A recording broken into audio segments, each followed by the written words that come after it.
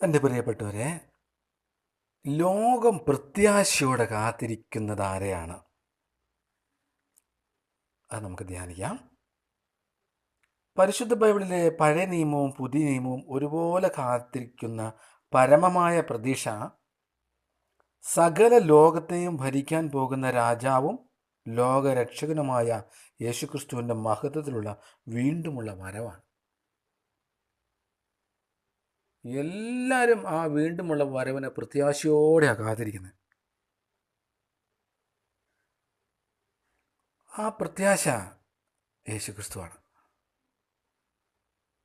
അല്ലെ, കൊലയും വെട്ടും അല്ലെ കശാപ്പയിലും ചുട്ട കുഞ്ഞുങ്ങളെ വരെ അല്ലെ ചുട്ടുകൊന്ന് തിന്നുന്നവർ വരെയും പ്രതീക്ഷിക്കുകയാണ് യേശുക്രിസ്തുവിൻ്റെ രണ്ടാം വരവ്. എന്നാൽ അവൻ ആദ്യം വന്ന അവൻ്റെ നിയമങ്ങളോ അനുശാസനങ്ങളോ പാലിക്കുന്നതിലല്ല താല്പര്യം. അവൻ്റെ രണ്ടാം വരവിനെ അവരും പ്രത്യാശയോടെ കാത്തിരിക്കുക. ലോകം കാത്തിരിക്കുന്ന ഏക വ്യക്തി നസ്രാനായ യേശുവാണ്. അവിടുന്ന് തൻ്റെ ആദ്യ വരവിൽ മനുഷ്യനായി ജനിച്ചത് ലോകത്തിന് രക്ഷയ്ക്ക് വേണ്ടി കഷ്ടപ്പെട്ട് മരിക്കുകയും ഉയർത്തെഴുന്നേൽക്കുകയും ചെയ്തതാ. രണ്ടാമത്തെ വരവിൽ അവിടുന്ന് ഒരു രാജാവിനെ പോലെ മഹത്വത്തോടെ തിരിച്ചു വരും. അല്ലേ, യേശു സ്വർഗാരോഹണം ചെയ്തപ്പോൾ ദൂതന്മാർ ശിഷ്യന്മാരോട് പറഞ്ഞ വാക്കുകൾ ഈ പ്രതീക്ഷയ്ക്ക് അടിവരയിടുന്നുണ്ട്.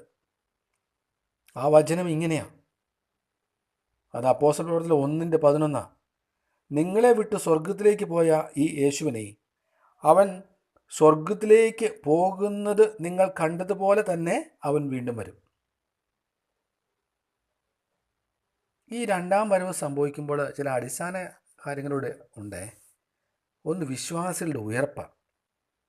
ക്രിസ്തുവിൽ മരിച്ചവർ ആദ്യം ഉയർത്തെഴുന്നേൽക്കുകയും ജീവിച്ചിരിക്കുന്ന വിശ്വാസികൾ രൂപാന്തരപ്പെട്ട് ക്രിസ്തുവിനോടൊപ്പം സ്വർഗത്തിലേക്ക് എടുക്കപ്പെടുകയും ചെയ്യും. നെക്സ്റ്റ് ഒരു സംഭവം കൂടെയാണ്, ന്യായവിധി. ക്രിസ്തുവിൻ്റെ വരവ് സകല ലോകത്തിനുമുള്ള ന്യായവിധിയുടെ സമയമാണ്. മൂന്നാമത്തെ ഒരു കാര്യം, നിത്യരാജ്യത്തിൻ്റെ സ്ഥാപനമാണ്. സമാധാനത്തിലും നീതിയിലുമുള്ള ദൈവത്തിൻ്റെ നിത്യമായ രാജ്യം ഭൂമിയിൽ സ്ഥാപിക്കപ്പെടും. അതിനത് ഇനി പഴയ നിയമത്തിലോട്ട് പോയാലോ? പഴയ നിയമ പ്രവചനങ്ങൾ സൂചിപ്പിച്ചിരുന്ന മിശിഹായെ രാജാവ് യേശുക്രിസ്തുവാണ്. പഴയ നിയമം അവിടുത്തെ ആദ്യത്തെയും രണ്ടാമത്തെയും വരവുകൾക്ക് വേണ്ടി കാത്തിരുന്നതാണ്. അപ്പോൾ സത്യം മനസ്സിലാക്കുക, യേശുക്രിസ്തുവിൽ വിശ്വസിക്കുക, അല്ലെ, ആ പ്രത്യാശ നമ്മളെല്ലാവരോടും പങ്കുവയ്ക്കണം. അതാണ് ദൈവരാജ്യ ശുശ്രൂഷ എന്ന് പറയുന്നത്.